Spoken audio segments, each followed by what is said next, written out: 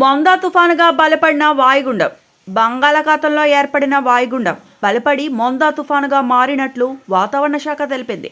నైరుతి ఆగ్నేయ మధ్య బంగాళాఖాతంలో ఇది కేంద్రీకృతమై ఉంది. ఇది పశ్చిమ వాయవ్య దిశగా కదులుతోంది. గడిచిన 6 గంటల్లో గంటకు 16 కిలోమీటర్ల వేగంతో కదిలింది. మంగళవారం ఉదయానికి తీవ్ర తుఫానుగా మారే అవకాశం ఉంది.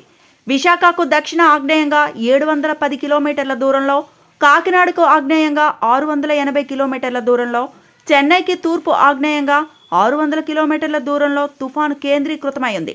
తీరం వెంట 50 నుండి 70 కిలోమీటర్ల వేగంతో ఈదురుగాలులు వీచే అవకాశం ఉంది. మచిలీపట్నం, కళింగపట్నం మధ్య, కాకినాడ సమీపంలో మంగళవారం తీరం దాటే అవకాశం ఉంది.